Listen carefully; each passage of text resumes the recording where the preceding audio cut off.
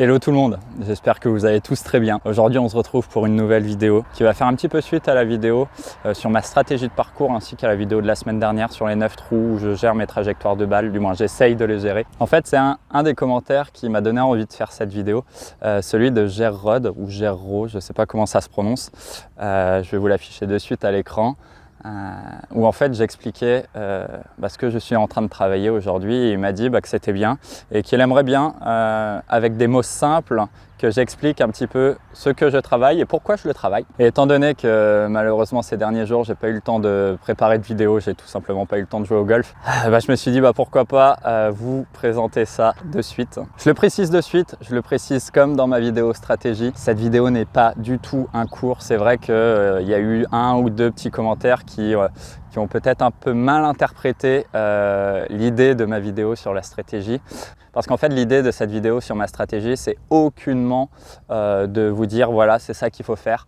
Non, du tout. C'était juste ma stratégie à moi sur le parcours. Ça se trouve, ça a aidé certaines personnes, ça se trouve, ça a aidé personne. Je peux pas dire je m'en fiche, c'est pas vrai. Mais voilà, moi je voulais juste vous transmettre en fait ce que je fais sur le parcours pour essayer de jouer le mieux possible, tout simplement. Donc voilà, à part tes fêtes, cette vidéo du coup n'a aucunement la prétention de vous dire voilà ce qu'il faut faire au golf. Je n'aurai aucunement cette prétention. Si vous avez des soucis, que ce soit technique, trajectoire de balle, allez voir votre pro. Moi aujourd'hui à travers cette vidéo en fait je vais vous expliquer tout simplement qu'est-ce que je travaille en ce moment, pourquoi je le travaille, quel est le but. Et si ce genre de vidéo vous plaît, n'hésitez pas à lâcher de suite un petit like, un petit commentaire, ça me ferait extrêmement plaisir. Bref, attaquons. Je change pas mal de choses. Qu'on se le dise, j'ai commencé à changer pas mal de choses. Pourquoi ? C'est juste que peu importe le niveau, je pense, tout golfeur a des défauts. Plus ou moins importants certes, mais on a tous des petits défauts. Je vais prendre l'exemple de suite du tir à l'arc. Vous allez me demander pourquoi je parle de tir à l'arc dans cette vidéo. C'est juste pour les personnes qui ne savent pas, j'ai été sportif de haut niveau pendant un peu plus de 15 ans avant de découvrir le golf dans le tir à l'arc au niveau national, international. Et en fait, quand j'ai commencé le golf, je me suis vite rendu compte que c'est bête à dire, mais le tir à l'arc et le golf, ça se ressemble pas mal. Pourquoi ? Parce que c'est tout simplement une répétition de gestes, une répétition technique et régulière d'un geste pour essayer de performer. Je vais faire souvent en fait le lien avec le tir à l'arc et le golf dans cette vidéo. Je vais vous expliquer pourquoi. Dans un premier temps, ce que j'ai commencé à travailler, c'est mon grip. C'est-à-dire que avant, là c'est vrai que j'ai pas de gants, mais dans l'idée c'est pareil avec mon gant. Avant, ce qui se passait, c'est que quand je prenais mon grip, j'avais une main gauche très très forte, c'est-à-dire que honnêtement, je le prenais comme ça et j'exagère vraiment pas. Et derrière, en fait, ma main droite venait recouvrir le grip, mais mon pouce venait s'intercaler là. Mais du fait que j'ai une main forte, une main gauche forte, hop, quand il venait s'intercaler là, j'avais une main droite tout aussi forte. C'est-à-dire que mon grip était vraiment comme ça. Le V que crée ma main droite au moment où je prends mon grip, ce V, au lieu de pointer entre mon torse et mon épaule droite, ou même directement épaule droite ou directement torse, peu importe, il pointait honnêtement, je dirais bien 15 cm à droite de mon épaule droite, vers là. Quelle était la problématique à ça ? Il faut savoir que comme beaucoup de golfeurs, quand j'ai commencé le golf, mon gros problème c'était le slice. Sauf que c'était le slice, que ce soit au drive, mais même au fair set. J'arrivais à envoyer des fair set, mais 70 mètres à droite de la cible. C'était du délire, je coupais du jambon, mon pote, t'imagines pas.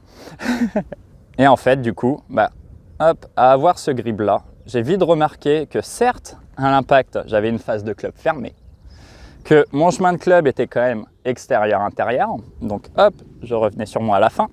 Mais cette face de club fermée plus ce grip comme ça me permettait d'avoir des trajectoires, quand je dis à peu près droites, en tout cas des trajectoires en fade que j'arrivais à contrôler. Le problème, c'est que quand j'ai commencé à progresser, j'ai voulu naturellement, comme beaucoup de monde, commencer à gérer mes trajectoires, réussir à faire des fades, réussir à faire des draws.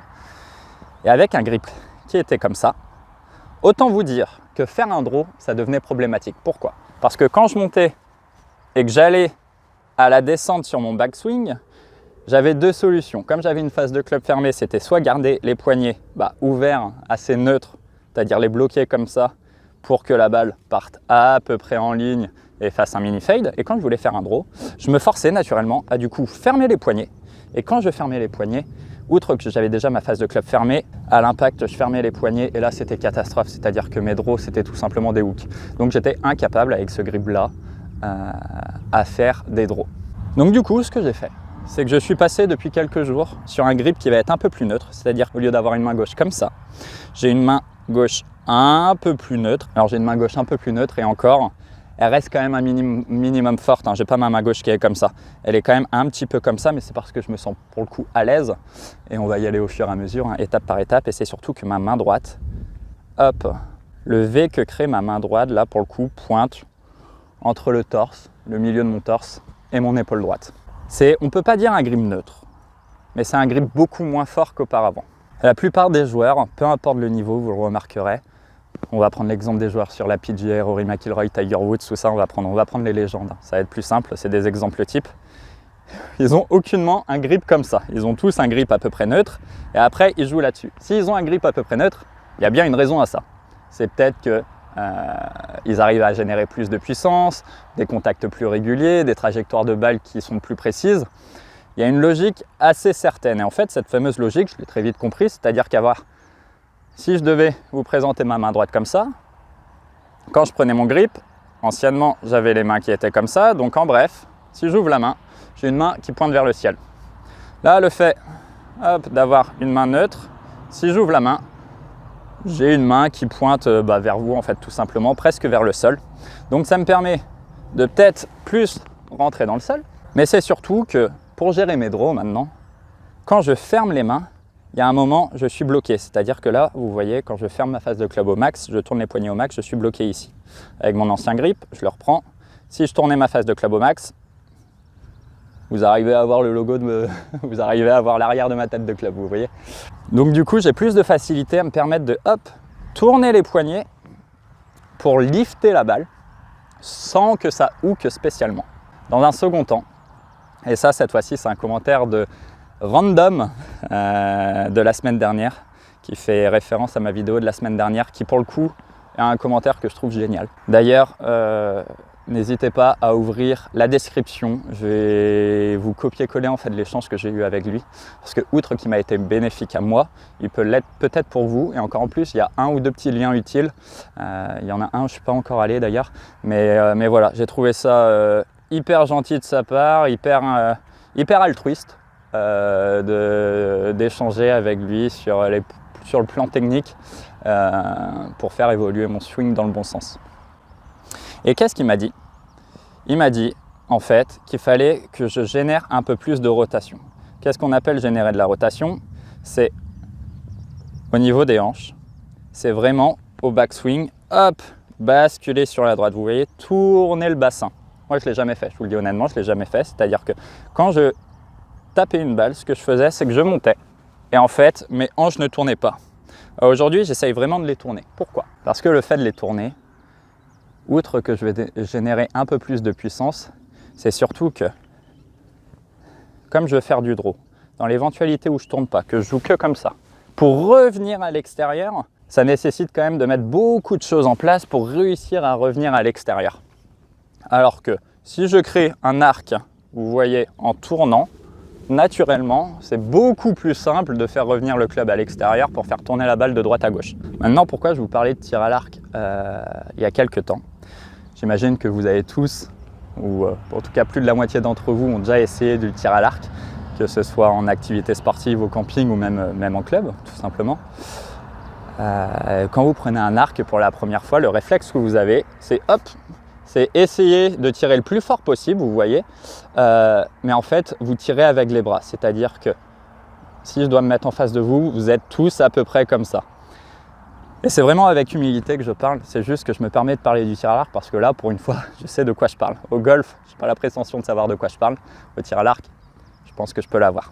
Comme je le disais, quand vous essayez le tir à l'arc pour la première fois, vous allez tirer avec le bras, vous allez y mettre le plus de force possible, alors que l'idée, c'est pas du tout de tirer avec les bras, c'est de basculer la force au niveau des épaules, au niveau du dos.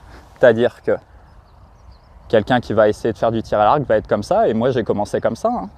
Et en fait, l'idée, c'est de s'ouvrir pour basculer la force derrière le dos. Au golf, c'est presque pareil. C'est-à-dire que si je tape que avec les bras, outre, encore une fois, que je vais avoir du mal à envoyer ma balle de droite à gauche, c'est surtout que je vais avoir du mal à générer de la puissance. Alors que naturellement, si je décide, hop, de tourner les hanches, vous voyez, entre cette montée-là et hop, je tourne les hanches, j'ai déjà gagné 15 cm derrière au swing.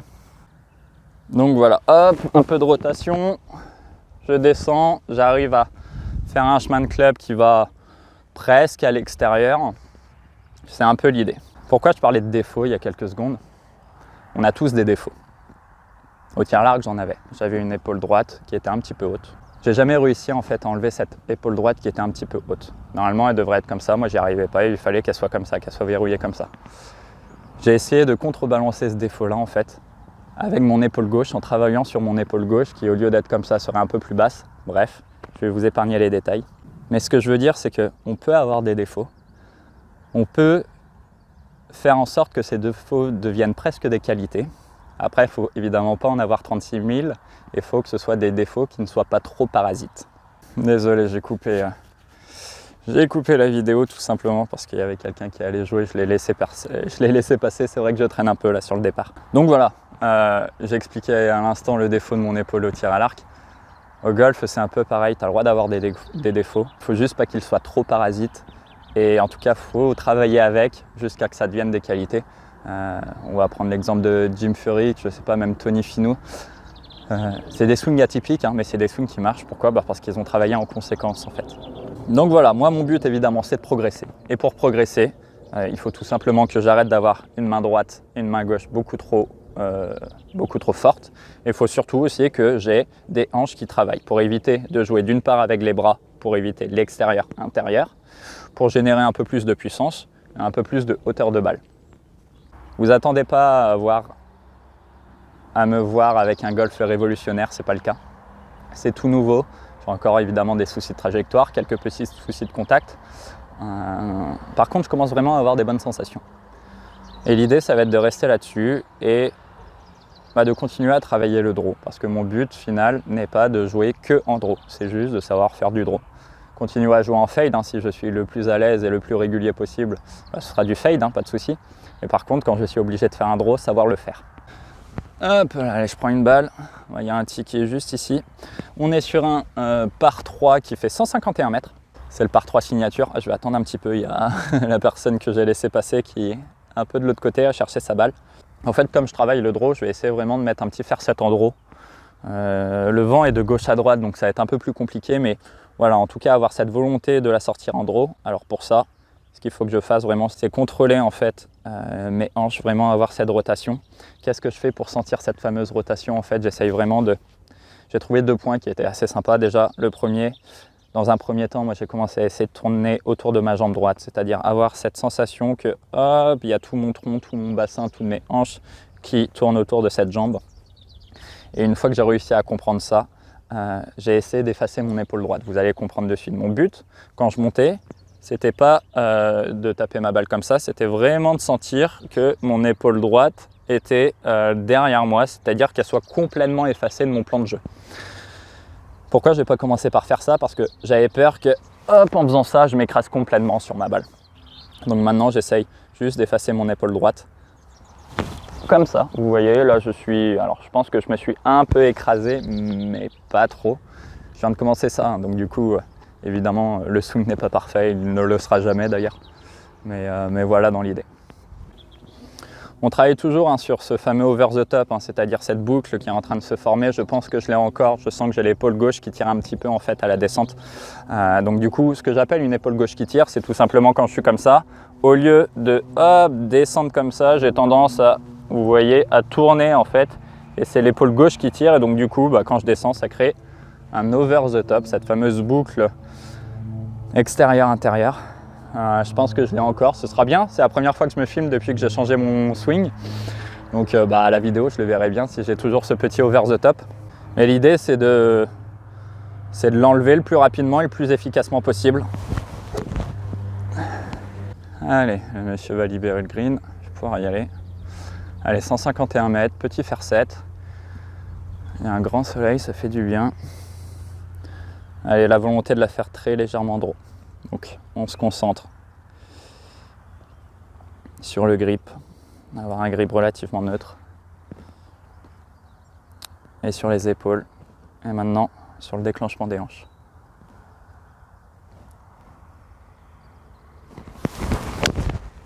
Oh là. Bon, elle est sur le green, mais il n'y a rien qui allait là. Ouais, elle est dessus. Je vais en remettre une deuxième de derrière parce que c'est pas l'exemple type.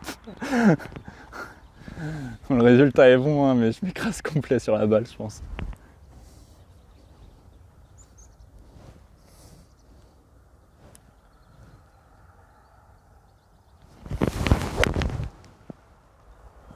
Oh, elle est incroyable celle-ci.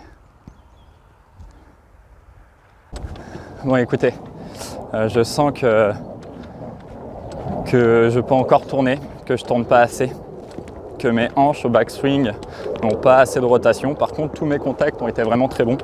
La première balle que vous avez vue de derrière, alors certes, elle bouge pas, mais elle est même un petit peu pull. Mais c'est surtout que là, j'ai eu aucun équilibre. Ouais, ça arrive. Hein. Celle que vous avez vue de face est littéralement, en termes de résultats, elle est vraiment excellente. Je dois être à 1,50 m du drapeau. Ouais, un bon 1,50 m, 2 mètres du drapeau. Je sens que mes hanches bloquent un petit peu, honnêtement, que j'ai encore, que je peux aller chercher encore plus de rotation. Mais bon, ça va venir, je m'inquiète pas, hein, je commence à travailler. Allez, ça. Les amis, j'ai enlevé le micro-cravate. On va faire un trou ensemble. Le dernier trou, en fait, de l'allée sur ce parcours. On est à Plumeur, j'ai oublié de le préciser en début de vidéo. Peu importe, vous commencez de toute manière à connaître ce parcours, étant donné que je le vlog quand même pas mal. On est sur un par 5 de 438 mètres. Voici la vision du trou qui est tout bonnement canon.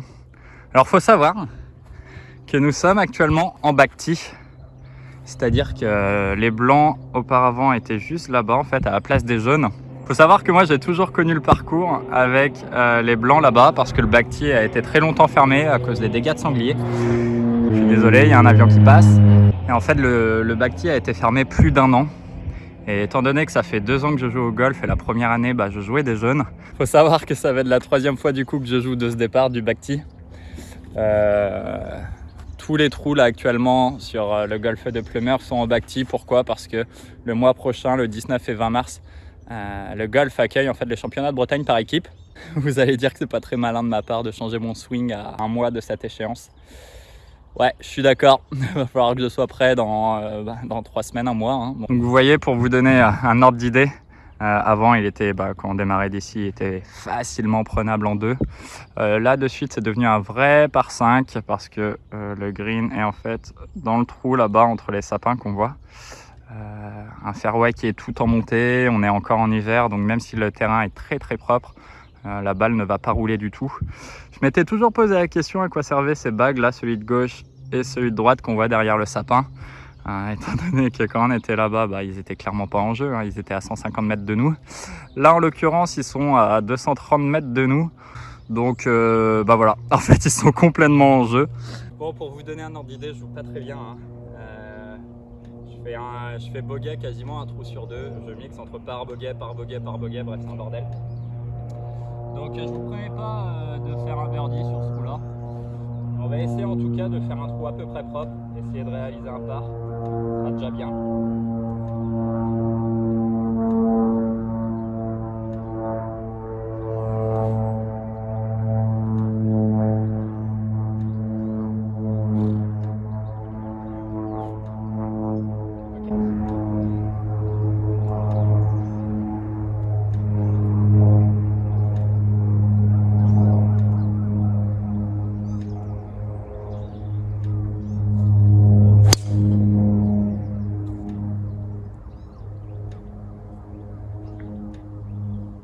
Le résultat est bien, mais putain, j'ai pas d'équilibre quoi.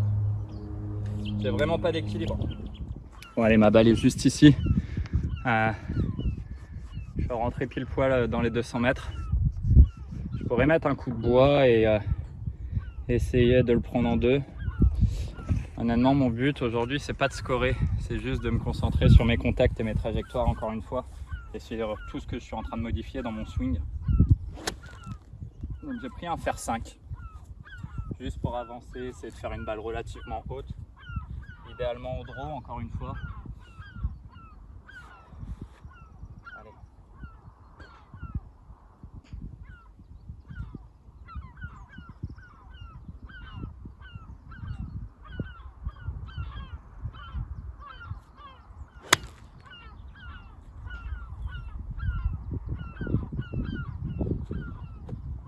draw. Hein. À la draw, petite bascule arrière, mais j'ai pas d'équilibre. Toujours pas. Allez, on a 53 mètres au drapeau. Je vais mettre un petit coup de 58.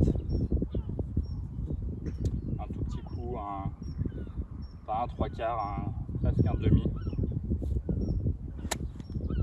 Allez.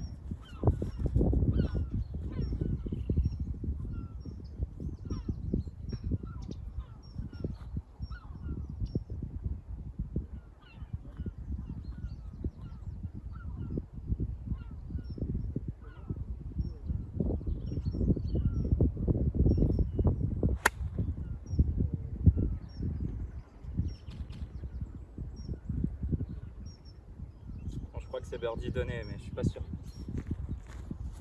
Bon, il reste un petit putt quand même, tout petit. J'ai pitch 1,50 m avant le drapeau et il me reste 80 cm en descente jusqu'au trou.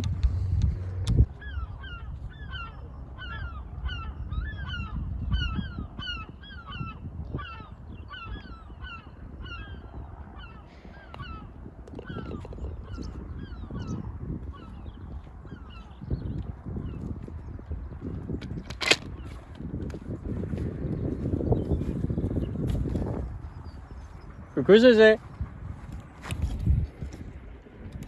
Regardez ce melon.